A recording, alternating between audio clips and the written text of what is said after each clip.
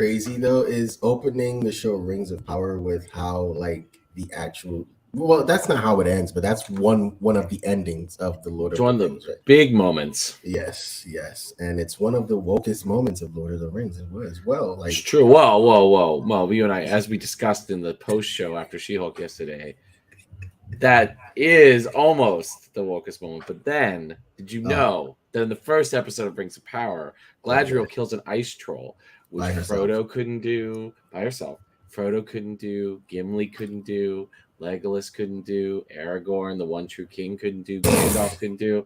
Like, why? Like, that was the wokest moment. The second wokest is that Eowyn woman murdering that ring wraith. Like, that was the Witch King, to be exact. Oh, that's right. that's the big bad of all that's the big ringers. bad, right? Right. That's true. You're right. I undersold the level of wokeness. You 100%. Like, and he I says apologize. no. So before he said no man can kill me, Gandalf said it, right? Gandalf was like, no man can kill him. But yeah, you're right. She definitely dispelled that. That's very woke. I know. Is that just not Mary Sue? Like, is she not just a Mary Sue? Right. Like, she came out of nowhere in the second movie. Like, the sister of like that one dude. Come on. Yeah. When did she go through training? Like, we never saw her go through any training. So I didn't know. She just magically is a sword user, and she can ride horses, and she can kill elephants. Mind you, Legolas ran up. You know what? Let's and Mary put the work in. Okay, Mary put the work in, right? It's Mary that's with her. Yeah, Mary. Yeah, Mary's the one. Yeah, Mary put the work in. All right, and traveled all the way from the Shire, right? And was in the third scene of the movie, like. Mary and Pippin definitely tried to help Boromir when he was dying, when he was getting attacked. So like they literally put the work in. But you know what the funny part of, like, if we're gonna do this, the funniest part of Lord of the Rings is, right, 3 Shire folk, 3 hobbits literally learned how to defend themselves. And you have you know what? I'm gonna give him the benefit of the doubt because maybe the power of the ring was just overwhelming. But Frodo couldn't defend himself. The only time he ever did something to defend himself was in the spider pit in Return of the King. To me, doesn't he do something in Moria? Doesn't he, like? I don't know. I don't know. No, in the movie, doesn't he like stab some stuff? In the movie? He stabbed the troll that picked him up because the troll was like about to kill him. He stabbed the hand of the troll, but who killed the troll? Was it him? I don't know. I don't remember. I have not seen that movie since 2017, so it was the last time I watched it. Literally, I mean, outside of carrying the ring, he was like, he sucked. He kind of sucked. He only gets what he gets because he's a Baggins, like for being honest, right? Because whoa! You saying that the Bagginses are like Gary Sue's? Like, what is that? Like, Gary Sue's? Wow, that just feels like misandrist. Excuse me, violence. Nepo babies. Because listen, well, wait. What you're just saying? Are you saying that protagonists have special traits that allow them to overcome the odds, and that the narrative centers on them? Whoa! That's just plot armor, Mo. All right, Mr. Crosby. That is just like plot armor. If you think about it, right at the end of Return of the King, he takes the ring and he's like, no, I'm definitely gonna, like, this is my thing now. And the only reason, like, plot armor, like, it's some serious next level plot armoring happened for the ring to be destroyed.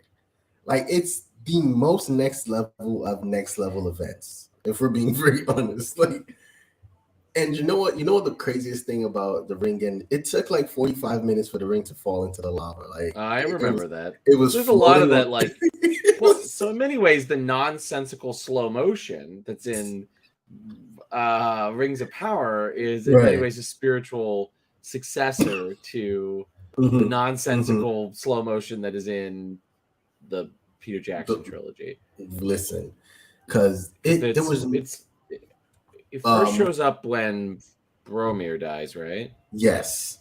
And then the end of Two Towers, where it's like, I'm gonna give him the ring, and then no, right?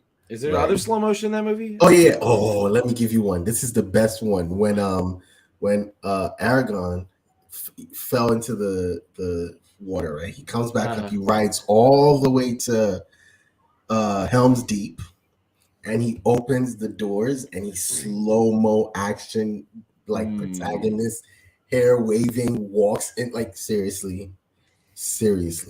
I think that's when I asked you, like, was he simple? Like in the book, was he described as like good looking or something? Because the movie spends a lot trying to like make. I mean, Viggo Mortensen is a very handsome man. Yes, so we all like carry the shag the way that man does. No, I really wish I carried the shag. Like I had to watch a video of myself teaching this week. I'm like, man, I am fat. My clothes are untucked. Like what is this nonsense? And like then Viggo Mortensen just like thrown in water, like, beard everywhere. Hair like sticky, like no, he sold it. He sold that walk into Helm's Deep to confront the king and let him know what was going on. But yeah, also what's his name? Gollum falling into the lava pit, slow motion, and the worst part of it is he falls. Right, he doesn't die. He lands in the lava pit. He doesn't die. You see him like. Oh my God! Like clutches pearls, like his precious. He wins. He gets the precious back, and they die together. Right? No, they don't die together because he dies first. Like he fully submerges first, and then the ring spends 45 minutes on a slab of rock while they're fighting outside.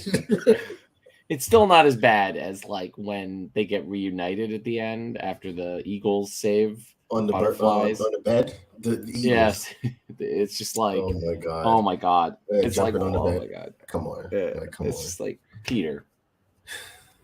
Like, okay, Rings of Power. Look, this was a tangent at least about that is about the franchise, right? Because usually we're like we be Marvel somewhere in there, Star Wars, Star Trek. You know what? Game of Thrones is okay because it's also in the realm of like the fantasy, right? Mm-hmm. Yeah. I mean, Rings of Power. What did you think? You have to give me your first thoughts with the joke that you dropped in the chat before you start. Oh, right, yeah. Okay. All right. Well, Mo, have you heard of the good news of our Lord Sauron? Like. That was a low moment of this. Like it was. I'm like, and just like, oh my god. You know what's funny about that moment? Because I don't know if you were in the chat and asked, like in the big chat, not. I was so busy this morning, I didn't. No. This was a while ago when I was watching. When I started my rewatch, I was like, hey, are these movies supposed to be like connect like Bible adjacent? And Patrick was like, no. As a matter of fact, Christians hated Lord of the Rings and then adapted it later, and so like people started thinking that one stuff. But honestly, when that happened, I was like, "There's no fucking way anyone can tell me that." I almost called it Peter Jackson. Tolkien was like reading the Bible at one point and was like, good news of our Lord and Savior Sauron. I mean, Tolkien's relation, like how Christian Lord of the Rings is, as Tolkien was a devout Catholic as a whole. There are piles of academic and fan scholarship on those questions that you can I can just point to. It's like when a student asks me a question about science, just like I don't care. There's a point. You can go learn about that thing over there. I don't want to teach you about it. You can go learn about yourself. Right. And I think at one point I stumbled on one of those, right? And I thought so when I asked the question and Patrick was like, no, it even confused me more because I'm like, and then when he said the thing, he said how Chris didn't jive with Lord of the Rings, and then later, liked it, and then that's when people started like, oh, maybe Peter Jackson meant this for this. But no, your thoughts. I'm sorry. You just want to know. Oh no, it's fine. I mean, it's fine. That's also kind of how I felt about this episode. I generally liked the dwarf stuff again a lot. Yes. With Elrond, I felt like it was moving forward. I liked I appreciated that they did a decent job of explaining why the Queen Regent felt the way she did and gave a good in-universe reason for why she felt the way she did. Mm-hmm. And I liked the sort of very end. It was very traditional high fantasy stuff. But I also just felt that there was a lot of filler. Like stuff was moving forward, which I Thank appreciate. you so much. But I also was like underwhelmed. Like I continue to not care about the orcs and the elf and that evil elf, I guess, question mark, who could be Sauron, could not be Sauron, whoever. I still don't think he's Sauron. You know what? I thought last week, but this week I am more towards the theory you had presented. That the guy, Halbrand. Yeah, Halbrand is Sauron. Yeah, something happened with him in this episode. And I was like, because he seems very like shady. He does seem very shady, like extremely shady. Like maybe they're going out their way to make him shady, and then he's not. But yes. If they're really going out of their way to make Halbrand shady, I just feel like, and he ends up not being shady, I think I'm going to hate the character. I actually wouldn't mind that. Well, they also were trying to point towards the likely Gandalf as being Sauron, because they said that like the comet is the sign that Sauron's coming back. He's coming back. Yeah, I mean, this episode was, I think, it like a lot of these Rings of Powers episodes, like it wasn't bad. It just wasn't great, but it did move things forward towards like I also like what?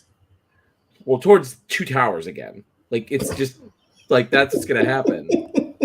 like I was just like, oh, okay, so we're gonna get. We know your feelings on that. So well, to be fair, Battle of Helm's Deep I should be more precise. Battle of Helm's Deep, right? Like, okay, so that's what we're moving to. Yeah, I mean it's obvious, right? Like, they're gonna put the future capital of Gondor under siege, and they're gonna look like they're gonna lose. Maybe the son might betray his mom, or kill the elf, or whatever. Like something will happen there, but then they'll get saved by the Númenóreans and Galadriel. Okay, so can I say something? I hate that it's Númenóreans, right? Why? It just Numerians. Like seriously, understand, right? You have to do but seriously, Numerians just makes a lot more sense, if you ask me. But like you, I thought the episode was kind of boring. Like things happened, yes. The plot moved, yes. Thank God for that. But like the better part of the episode was boring. Like things that happened in Númenor, to me, I didn't care about until we got to the tower, when she climbed the tower, and there was an explanation as to why things happened. The thing with the elf and the boy, I kind of want the boy to die now. Like I don't care. Well, but he's gonna be something, and I don't care about his character. I also don't care about his mom. Why was his mom there in the woods? I did not. I might have. Look, I'll be fair. Every time the boy came on, I kind of looked at my phone. So I don't know if they explained like how the mom got from the. Okay, good. I didn't miss that. Okay. She I don't know why she was in the woods. Like she just shows up. Like when Arondir shows up, she shows up, and I was like, okay. And then the orcs who are shooting arrows at them the whole time. And suddenly the sun causes. Well, I don't care about that. That's whatever. Okay. But they stopped. But they stopped shooting arrows for a while. But then it's almost like the director was like, "Oh, right, we need to remember they would still be able to shoot arrows out of there, so you could see arrows right coming later after the big slow motion." It's just like, oh my god. But honestly, why did they so stop? bad? Like, keep fucking shooting and kill him. Like, no, seriously, I'm tired of the boy. It might be teenage angst, and I don't know. It's not even teenage angst because he doesn't angst about like Rhaenyra. Like I've complained that they haven't given us a positive reason in that show support her, but they've given lots of reasons why she's angsty, which is good. Okay. That, like if you're gonna do teenage angst, you got to give us a reason why the teenage. But this kid's just like, I don't know. My mom wants to bang the hot elf. Like, is that what he's angsty about? But so I'm saying, is the kid elf racist as well? Because if he is, then that's probably why he will kill the four. That's why he'll, turn to the gospel of Sauron. Something is going to happen with him and the hilt. He has a lightsaber now, so. Or does he? Yeah, he has it on him, right? Yeah, he does. He stole it from somebody. From that guy. Right. Right, because. And yeah, because that's the guy who tells him, "I know what you have. I know. Do you know what you have? This is power from he who must not be named." whoa. Our good Lord Sauron. All right. He gets named. All right. Yeah, he does. Like he gets named. They name drop the shit out of Sauron in this episode. Like it's like, well, I know this guy. Sauron, get me in the club. Sauron, The thing that I did like the dwarf stuff because I think that extreme that's the best part of the episode is the stuff that happens with in that moment when they go when we know what when we finally see what Mithril. Yeah, when we see what Mithril is, right? That whole entire like scene, and then also during the fourth, going to during the third. Yes, because that's number 4 and that's number 3. And that whole moment, you're my son. You don't have to like that. That scene was actually very well acted for 2 men in dwarf costumes. Like, the dwarf stuff is so great. Like it's really great. It's I appreciate that for being on the episode because honestly, if that wasn't here, I would have told you, Roy, you're doing the show yourself. I mean, wow. Because honestly, nothing happened in this episode. The things that did move the plot forward happened close to the end of the episode. Okay, if you, I mean, and at the very beginning, even the stuff the make Numenor great again thing. I feel like just like too like. Oh my god! I don't I truly do not understand. Like, and this could just be simply I'm tired for our jobs. And I'm flat brained. When she was like, okay, my dad became king. He looked at the Palantir and it revealed that this is like what the queen says to Galadriel, right? I think. Yes. All right, my dad became king. He looks at the Palantir. He sees that Numenor's doomed. And so he doubles down on the pro-elf religion. But the other humans were too racist. And it almost brought the regime down. So she takes over and gets the same vision, but she thinks it's because of the division that was created by being too pro-elf. Yes. So she pulls back and becomes a racist. That's what she explains, right? That's 100% what she said. Okay, good. Because I was like, this is stupid. Like, it was truly stupid. Like, it was like, okay. I was like, all right, so he thinks the world's going to end, so he's going to become woke.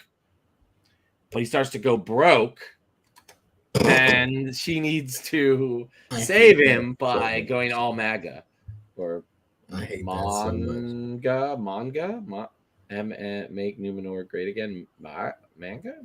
Manga. No, but that's make Numenor like they're coming to steal our jobs. They're doing like, oh my god, get me out. It's like elves are like there's like 12 of them, and they are like too busy. I don't know, eating berries or whatever else. Doing like elf stuff. Like you are the least of their problem. Like honestly, if 12 elves, because it's not a lot of elves in Middle Earth at this point, right? There's like hundreds of them compared to like millions of humans or whatever. Right. If they bother you so much, like, I didn't. That speech kind of upset me. Isildur. Oh, Isildur is just. Oh my god, it's just like. Bro. Oh, that's 100% a Napoli, right? Like, right? I mean, that's what they insinuate, right? Like he goes to the Navy because of who he's related to, right? He gets accepted to the Naval Academy because of who his dad is. But he wants to go to Middle Earth, right? That seems to be like because his mom wanted to go to Middle Earth. Yeah. West is West. Yeah. So West would be Middle Earth. Okay. No, West is New Numenor or West is where the elves are from. The Valinor. Valinor. Valinor. Yeah, Valinor. Right. Yeah, I guess. Yeah. So he wants to go to Valinor. Right. Wait, is Volantis okay? So help me out real quick. So Volantis is different from Game of Thrones. Oh, okay. You know what? Okay. All right. Volantis is the like Byzantium of the Valerians. I've been struggling. I'm like, where's I? You know what? Moving forward, but no. The like Isildur and his story just upset me. Like it's not true. Like it's Sildor being like a fuck up from day one is like there's two ways to approach a Sildor. Like you could do his whole like tragedy, which Sildor is cool, but he gets overwhelmed by the awesomeness, like the awesome power of the ring, and he becomes an asshole and steals it. It's Sildor being a fuck up from day one. It's just like, oh my god, bro. Your dad should have executed you right there and then and saved us all some trouble. So that's what I'm saying. Like, if Isildur died, like, if he drowned, right? Maybe the events of Lord of the Rings wouldn't have happened. There's two things that could have happened to Isildur, right? Now I'm thinking about it. Like, young Isildur dies, and we never get, maybe someone else picks up the ring, right? And the second thing is Elrond not just pushing Isildur right into the lava pits. He's like, hey, Isildur, there's a shiny coin over there. Where? Right, like you just throw him in. Like, first of all, you're an elf. You're strong. You're automatically stronger than he is. So, although he has the ring now, he can go invisible. But he didn't. He literally just walked. I hated that scene so much, right? Because it also came in Two Tower, I think, right? Was it Two Tower? No, it's in the beginning of Fellowship. No, it was in big enough Fellowship. Like, it really, I'm like, so wait, hold on. All of this could have been avoided. So, like, first of all, Elrond is a piece of shit because he started this, right?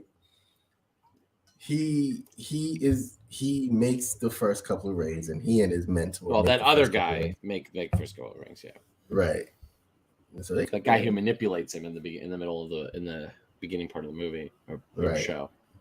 Right, He's right. Oh, so, your dad put my fate into your hands. Right. Oh my god. And your dwarf bro is fucking up. That's like, okay. So yeah, go find out what they're hiding. They're not hiding shit from you. But you know what? I also did appreciate the dwarf stuff because I think that's what happens with Moria. Was it Moria? Yeah, it is Moria. That is the city they're in. They dig too deep, but that's not for a while. Yeah, I know. I kind of feel like that explains what happens because, in the Fellowship, they just say, "Oh yeah, they dug too deep and something came up." But why did they dig too deep? Now I know it's Mithril. They want Mithril, yeah. Don't they say that in the no, they didn't. Show or in the movie? In the show, they it's in the book. Yeah, maybe something that they just glaze over. Also, is Moria in the? No, it's not. Because we're past that. No, Hobbit. Yeah, Moria's not in the Hobbit because you don't go to Moria. Like the whole they only go to Moria because they get screwed, right? Because they're getting followed by mermaids. Yes, yeah. So and that's a shortcut. Yeah, but okay. So what else? What positive? What positive thing can we talk about from this episode apart from the dwarf stuff? I do think the ending moved it forward. Yeah. Oh my god. A lot. And I mean, and it does look. The trailer made it seem like there's a lot of stuff. I guess the orcs are going to go to war on the nearby everybody because the wargs are going to attack the hobbits, and I assume Gandalf's going to Gandalf right, and protect the hobbits with his fire and stuff. So. I mean, I think some stuff's gonna I think the show's moving forward. Is it 10 episodes or is it 8 episodes? I don't know. And you told me not to trust IMDb, so all right. No, but I do appreciate the ending though. The ending feels like we're moving towards the first fight. It also 8 episodes, so we are over halfway done. Right now. This is episode 5, right? Or is this episode 4? 4? First 2 episodes. So it would be 5, right? Because we've done this 3. It's 4. Yeah, it's 4. You're 4. So we're 4 exactly it's following. It's after. It's before and after House of the Dragon. So House of the Dragon will do his 5th episode, then this will do his 5th, and then House will do his 6th. Yeah. So it's So from what I've understood about the story. This might be where we get the first war where Sauron loses and comes back to Numenor. Mm-hmm. So that means that Sauron has to be that dude. Adar? Adar, right? Right, but this is okay. So now this is why I think they set up Halbrand to be Sauron, right? Because there is Halbrand. I'm sorry, Sauron has to manipulate the guy who becomes king, the guy with the beard, who ends up becoming the king of Numenor, Right. After they revolt, right? So what's gonna happen is there's gonna be a revolt, um, and that's when Elendil and Isildur and all of them move out of Numenor.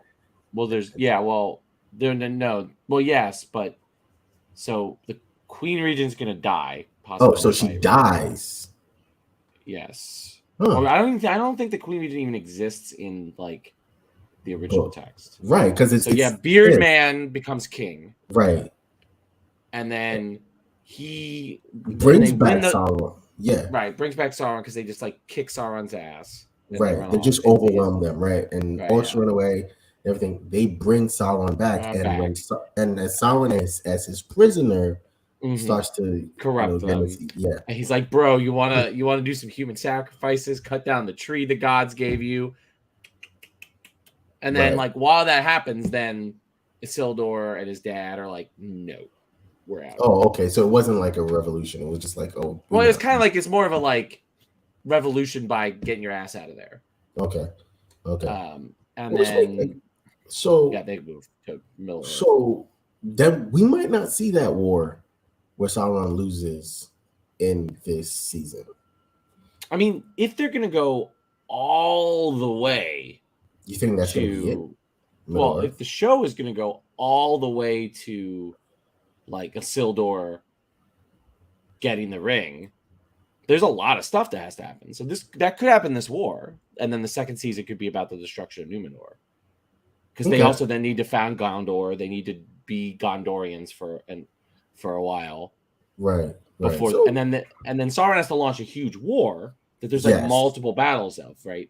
So they have to forge the rings, and then Sauron has to trick the Numenorians, destroy Numenor. Then he has to trick the elves into making the rings of power. It was the 9 human rings and the dwarf rings. Yeah. Because the 3 elf rings are not corrupted. So these are going to be made maybe in this season. Maybe in this season. Yeah, the elf ones I think might be made this season. Yeah. And then Sauron has to destroy the kingdom that the rings were made in to seize the rings. Right. And then the dwarves and elves break up. And then the elves have to fight a big war. They have to ally with the humans, fight the big war that's at the beginning of Lord of the Rings, right? Where the dads die, where the last elf king and Isildur's dad die, and Isildur gets the ring. Like there's like a lot of stuff. Like there's definitely a lot of things have to happen to get to the point from the beginning of Fellowship. Yeah.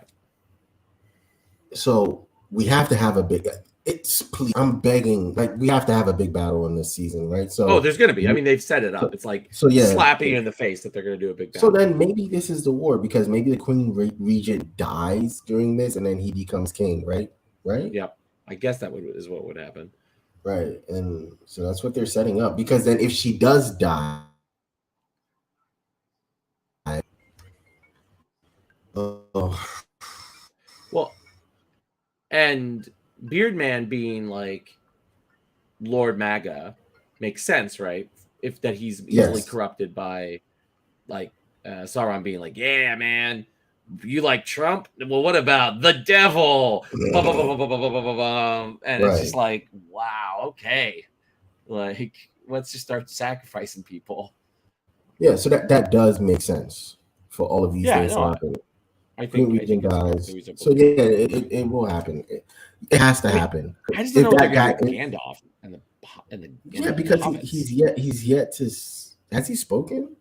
Did the trailer look like he was going to speak? He said friend. He said he might speak at the end of the next episode after he saves the hobbits, because he's definitely saving the hobbits. Right. Definitely. That's because there was a warg at the end of that trailer, and he's definitely going to save them. So. Oh man, so the best thing that happens for the story happens at the end of the episode. The rest of it, to me, Yeah, it just felt filler up until that point. Yeah, it felt like they were finally. I mean, I feel like this show, the more we've gotten more of it, I wish it had been paced differently. Like where we had just sort of gotten more episodes that were kind of like self-contained about the specific storylines.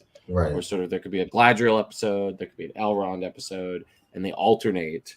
Sort of like Game of Thrones kind of did that for a while, and I think it worked pretty well. Right. Where there'd be like, this is a Tyrion episode. The Tyrion is primarily the A plot. You get like 60 to 70% Tyrion, and then like 20% Dany. And then there's like, okay, this is a Cersei episode, and we get 60% Cersei, 20%. Yeah, they've been trying to give us like everything, everywhere, all at once. Well, it was like it's the hobbits, right? That it's the hobbits and the dwarves are switching places, right? Yes, so it's always really Galadriel. It's always Galadriel, always the humans, and then hobbits and elves. Yes, because next week it looks like we might not get elves. I'm sorry, no, so not elves. Dwarves. We're not getting dwarves. Yeah, we're not getting dwarves.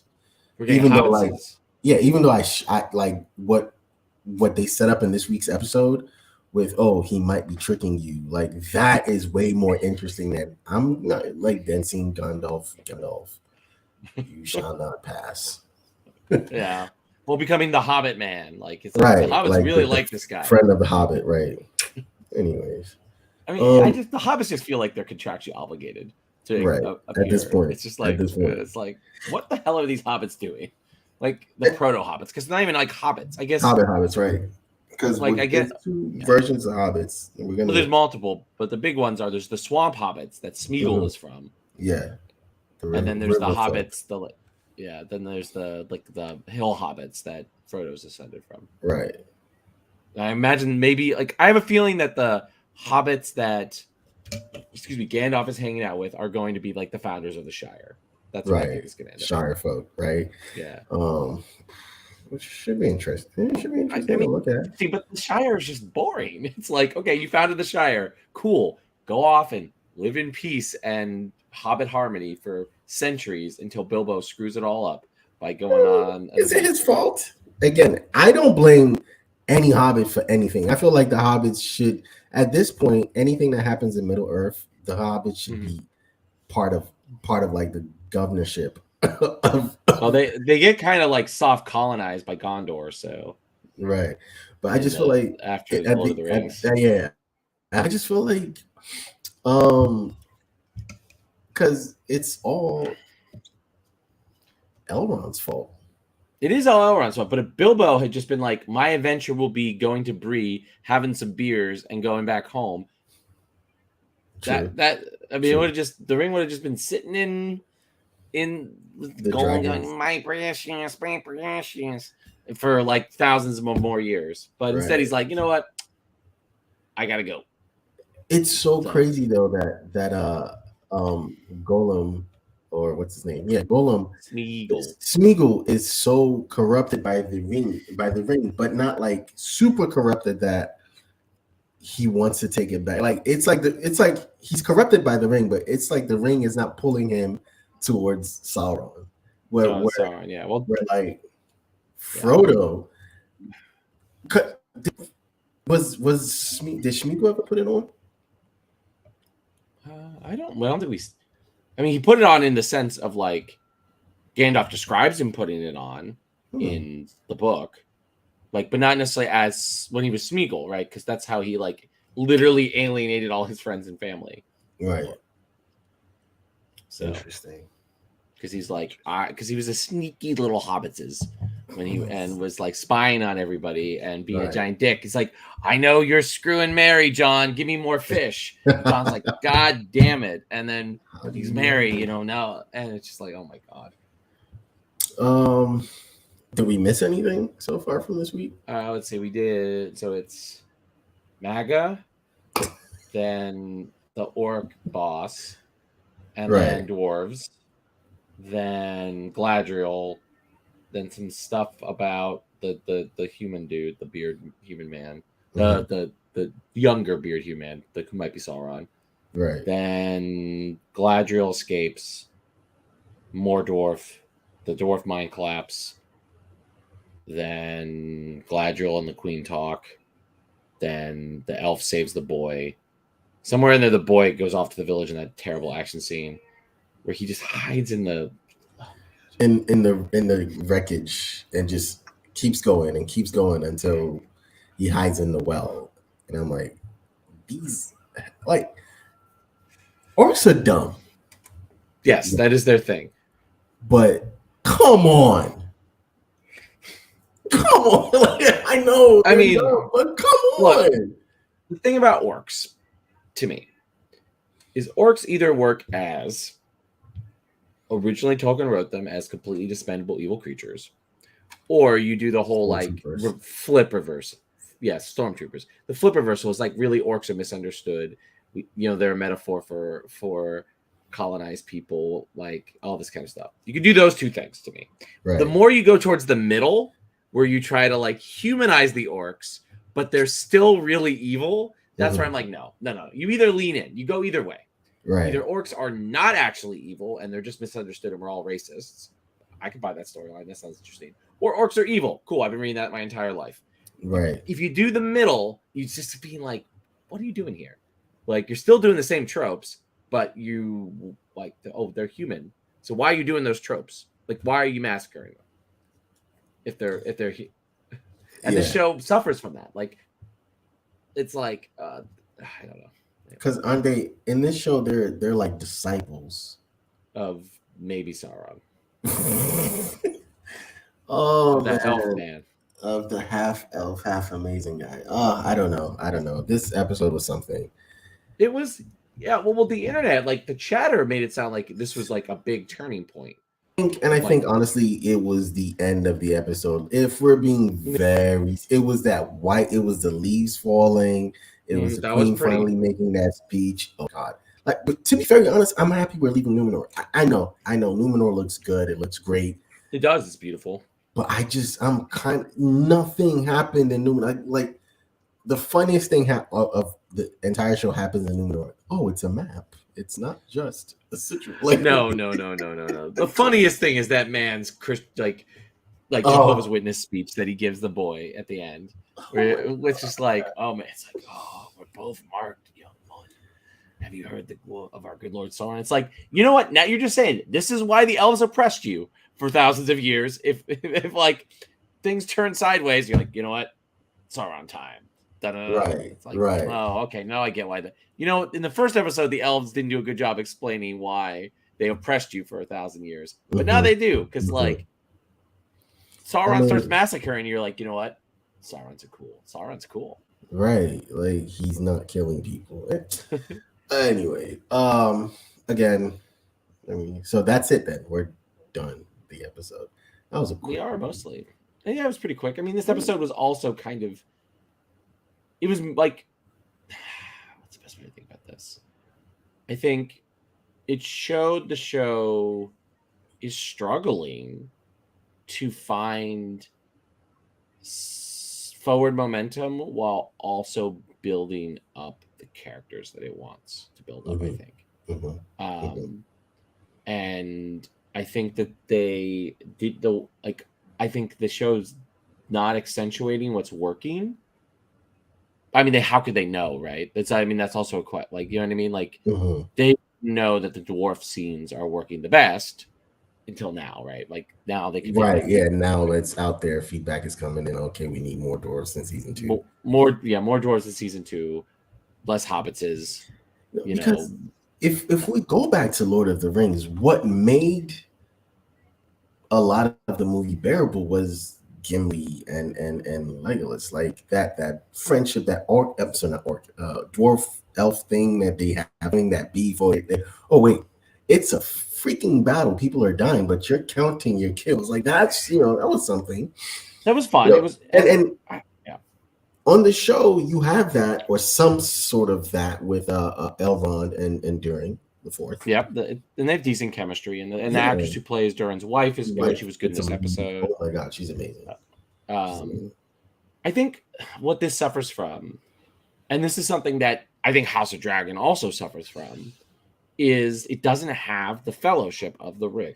Like, it doesn't have correct. Like, and this thing I said about like the Starks, right? Right. Those were our characters that we hooked onto. Right. The Starks plus Tyrion, right? Are and Dany, right? It's like these characters that you like, and they're like trying to do that with Galadriel, but like there's no thread that connects all of them organically as like an interpersonal thing. The ways in which I think what makes Lord of the movies, I'm not talking about the books, the movies watchable is the Fellowship. Yes. Right. Yes. Right. Yes. And the Fellowship both like and that friend group. And I think, obviously the acting, like I think Aragorn, that Viggo Mortensen takes Aragorn, he's kind of a flat character who waves his sword around in the book and is like, I'm king. Like gives him some real pathos in like his performance is very strong. And that works. But this show doesn't have that. Like it's kind of cashing in on that with Galadriel. And I like Galadriel still, but she doesn't, like she kind of has like cardboard cutouts to bounce off of. Like, why do I care about this queen? Why do I care about Halfdan or whatever his name is? Like, Isildur sucks. His dad's cool, but is also kind of a piece of cardboard, like a cardboard cutout that you. Yeah, we don't. And also, we don't get a lot of him for us to understand anything. It's just he's one of the GOAT captains of the Navy. Like, and like Isildur's two bros. It's like, okay, like they're friends. There's one scene where they're friends, and there's one scene where they're mad at him because he purposely sabotages their career. A reasonable thing to be mad at your friend about. Correct. And because if you want to sabotage your career, go ahead. But now, like, you are a Nepo baby, so there's a chance that you're gonna get back in this. We are not. I'm sorry, I'm never gonna forget. Like, I can't leave out the fact that it's Isildur. Like, is a nepotism baby. Like, well, I mean that part doesn't bother me. I mean, no, it's just funny to me because again, it's knowing Isildur from Lord of the Fellowship, right? I wanted to meet this guy. You understand? I wanted to understand, like his character. Okay, Isildur's gonna be here, and then I got to see him, and I like, okay, well, Elrond should have like. There's the reason Elrond doesn't push him, like, because I think Elrond becomes friends with Elendil and him, right? There's a that's the reason. Yeah. So like, you become they all be the dad becomes friends with the Elf King, and they eventually team up and right. So I don't see like if this is the Isildur that you presented to me. If I was Elrond and this is the same exact Isildur that you presented to me in Fellowship in the beginning of Fellowship, he's in the fucking lava pit. He's a fucking loser. Excuse my language. Well, I think I get what they're trying to do, right? Like they're trying to say that Isildur is a fundamentally selfish person, and the decisions that he makes selfishly to get what he wants have huge unintended consequences that he doesn't necessarily want. He's not a malicious person per se, but he is fundamentally selfish, right? So when he takes the One Ring, that's a fundamentally selfish decision when he chooses to keep the ring, right? Because he's only had it for like 5 seconds. So it hasn't like fully corrupted him, but it's like a fully selfish decision. So you're supposed to see that in this, I think, and that one, the boat thing is like, okay, he really wants to get out of being a sailor, so he screws up in a way that is like really obvious, and he expects only himself to get out of it, but his brother, and then intended consequences are not his best friends. Right. Okay, I guess that's like fine, but I just think it's like I get it. But I just wish it had been done in like a more subtle way that makes him look less like a fucking idiot and more of like a tragic, like Shakespearean. Like when I say Shakespearean, I mean like real Shakespearean, like tragic, Greek style. Like you have this flaw, not I wanted to play video games all day, but and I convinced my bros to play Smash Brothers with me instead of going to school, and we all got suspended. Like that's what this feels like, and it's just like not like capital T tragic. Like it's not going for the same myth space that like because at the end of the day, it kind of fixes itself. It's like, oh well, we're all now going to fight.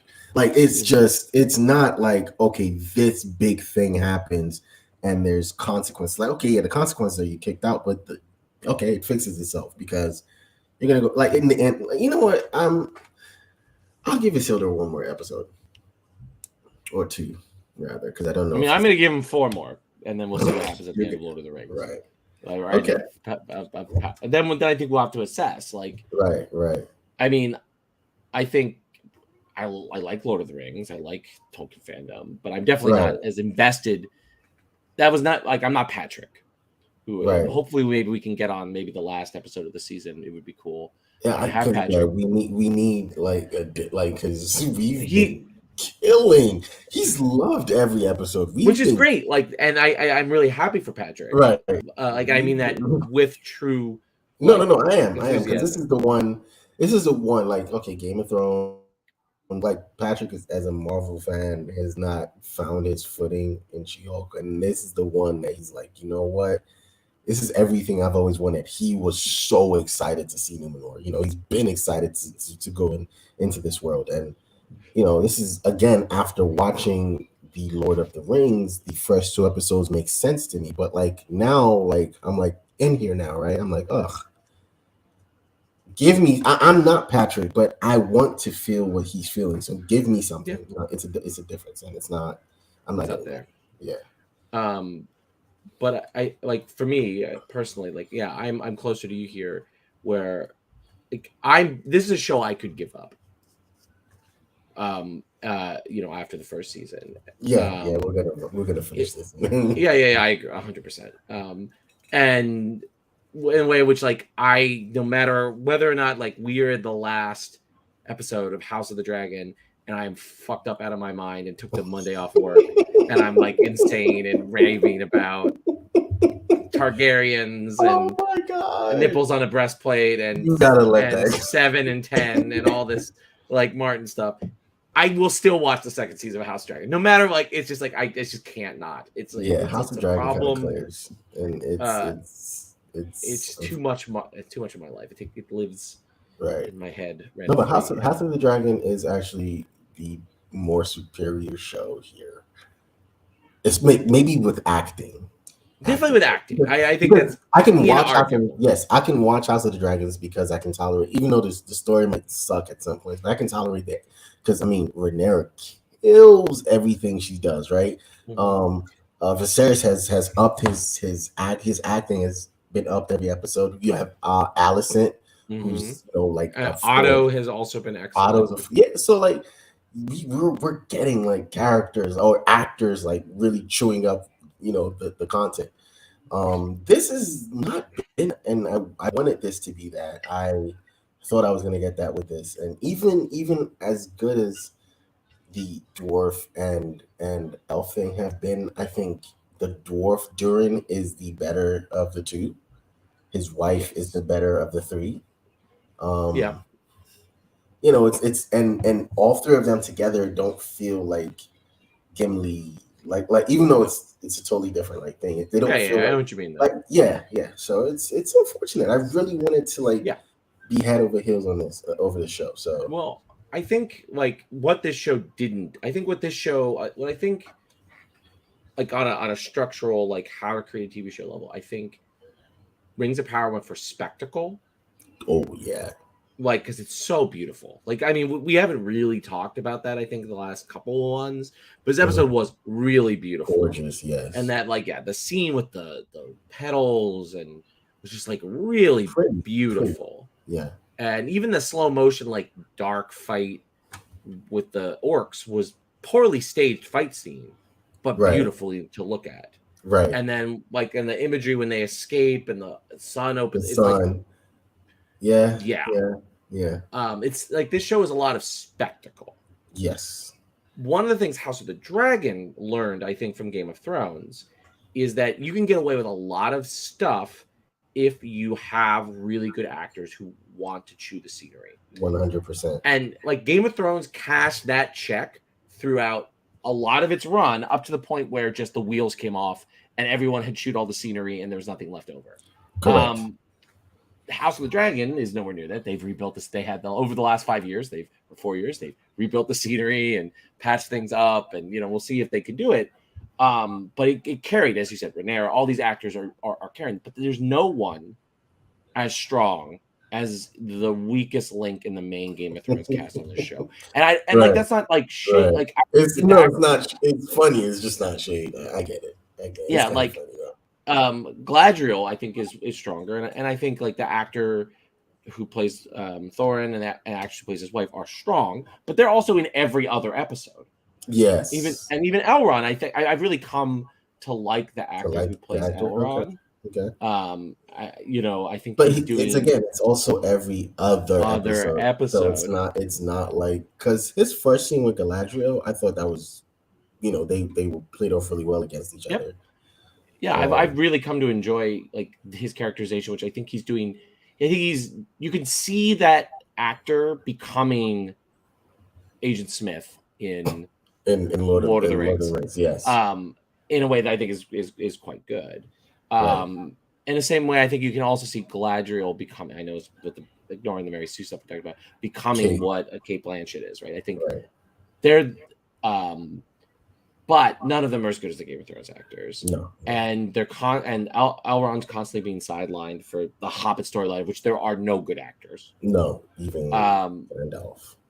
Not even the actor who plays Gandalf. And I can't really blame him, because he's not.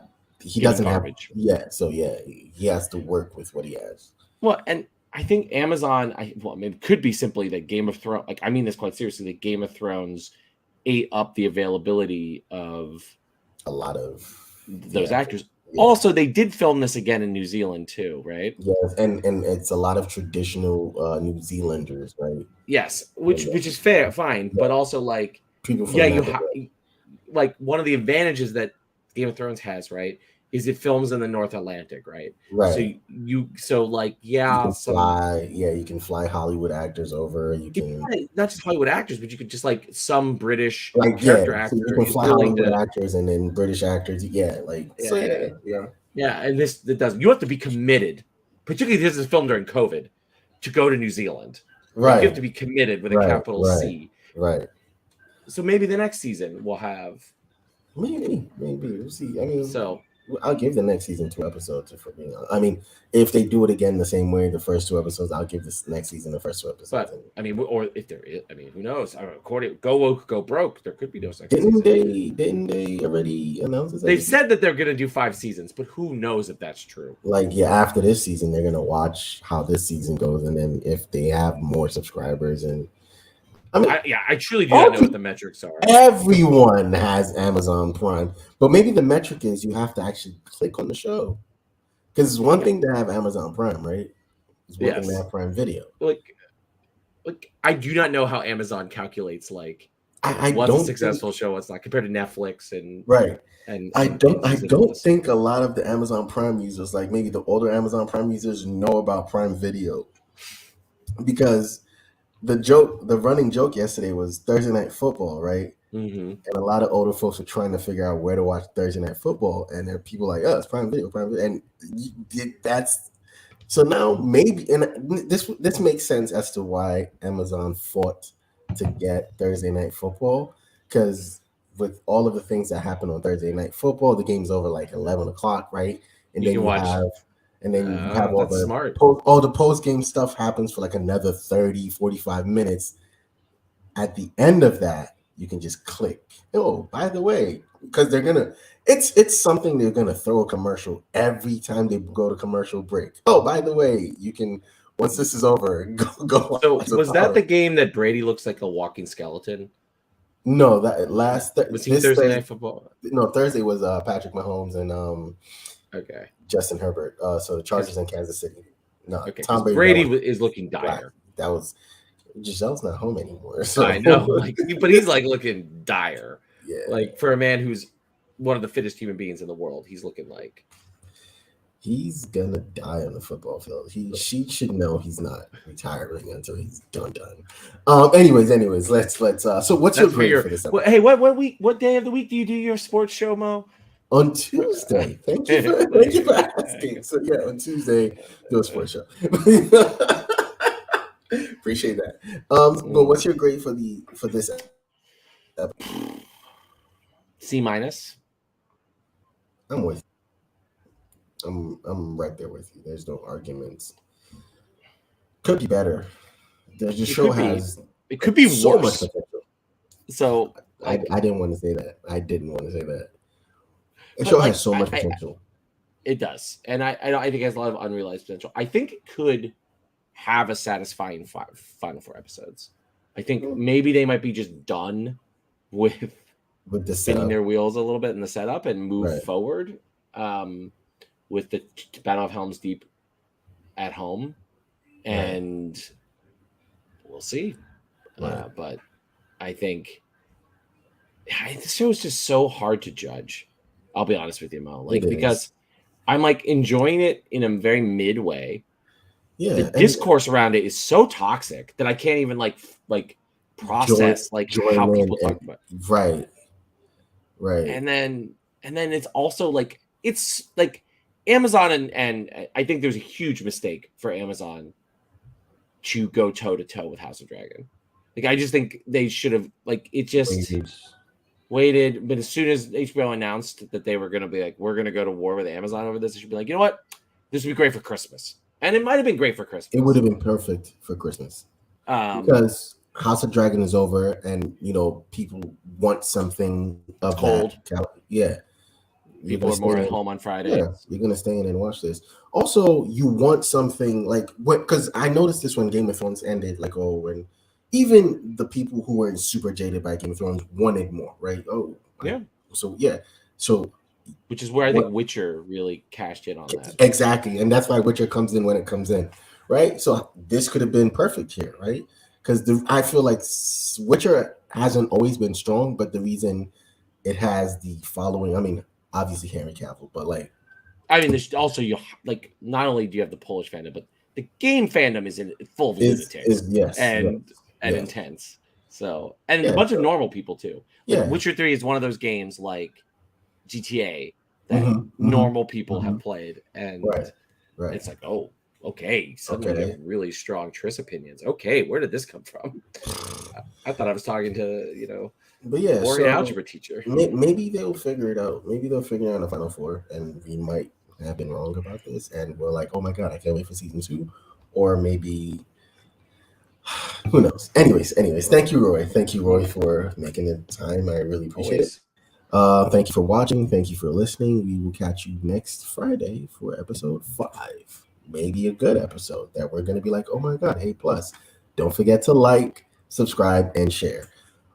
This is streaming as well on Facebook and Twitter. So if you're on the Twitter channels, Earth2 Comic Cast, or Earth2 at E2CC on our Facebook page, and also YouTube. So yeah. Again, thank you all. Catch you next week. You fool. No man can kill me. I am no man.